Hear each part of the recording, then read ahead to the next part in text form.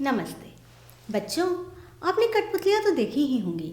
छोटी छोटी काठ से बनी हुई कठपुतलियाँ धागों के सहारे इधर उधर घूमती हैं और नाचती हैं। कितना मज़ेदार है ना। मगर क्या आपने सोचा है, यदि ये कठपुतलियाँ जीवित हो जाए तो क्या बातें करेंगी, क्या विचार होंगे इनके मन में?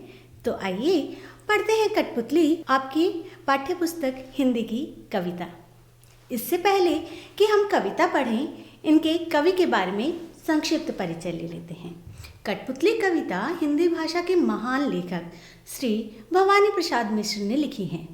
इनका जन्म 29 मार्च सन 1913 में मध्य प्रदेश में हुआ। ये आधुनिक काल के छायावादी कवि थे। इन्होंने बाल साहित्य में भी बहुत कुछ लिखा है।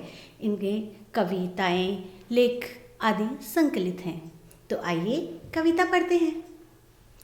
कठपुतली गुस्से से उबली, बोली, ये धागे क्यों है मेरे पीछे आगे? इन्हें तोड़ दो, मुझे मेरे पाँव पर छोड़ दो। इन पंक्तियों में कवि बताते हैं कि एक बार कठपुतलियों के समूह में एक कठपुतली को गुस्सा आ गया और वह गुस्से से उबल गई। गुस्से से उबलना मुहावरा है, जिसका अर्थ होता है बहुत ज़्यादा गुस्सा आना, क्रोध से भर जाना। और गुस्से में भर के वो बोली, मुझे धागों से क्यों बांध रखा है?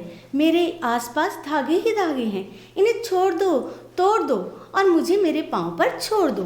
पाँव पर छोड़ना मुहावरा है, जिसका अर्थ होता है आत्मनिर्भर बनना, आज़ाद हो जाना। तो वह कठपुतली आज़ाद होना चाहती थी, आत्मनिर्भर बनना चाहती थी। सुनकर बोली और कठपुतलियाँ कि हाँ, बहुत दिन हुए हमें अपने मन के छंद छुए। अब कठपुतली ने तो कह दी अपनी बात कि मुझे आज़ाद होना है, लेकिन उसकी बात सुनकर बाकी सारी कठपुतलियाँ भी उसकी हाँ में हाँ मिलाने लगी, क्योंकि स्वतंत्रता की बात किसी अच्छी नहीं लगती। अब जब सभी कठपुतलियाँ हाँ में हाँ मिलाने लगी, वे भी आज़ाद होना चाहती थीं और कहने लगी कि हाँ, सही बात है, बहुत दिन हो गए हमने अपने मन के छंद को नहीं छुआ।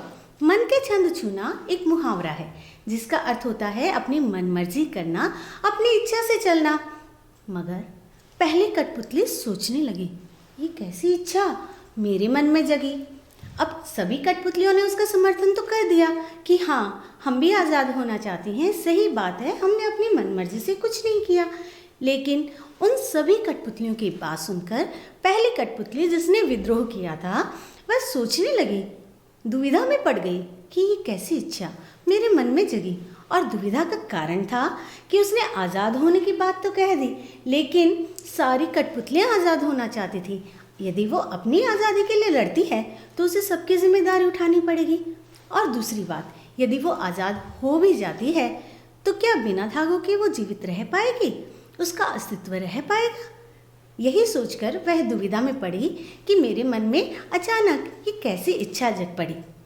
तो बच्चों, इस कविता का सारांश यह है, इस कविता में कवि हमें यह बताना चाहते हैं कि आज़ादी हर व्यक्ति के लिए महत्वपूर्ण होती है।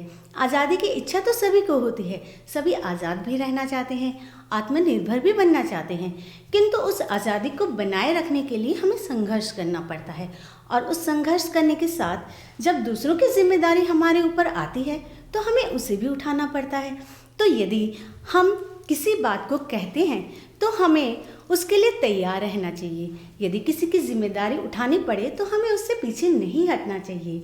कवि हमें समझाना चाहते हैं कि हमें जोश में कभी ऐसी बात नहीं कहनी चाहिए जिससे हम उसे पूरी ही ना कर सकें। हमें वही बात कहनी चाहिए जो हमारे वश में है और जो हमारे अनुकूल है। यदि हम आत्मनिर्भर बनना चाहते हैं तो हमें आत्मनिर्भर बनने के साथ साथ दूसरों के अधिकारों के प्रति भी सचेत रहना चाहिए। उम्मीद है कि कविता आपको समझ में आई होगी, अर्थ भी समझ में आया होगा। तो अगली बार नए विषय के साथ फिर मिलेंगे। धन्यवाद।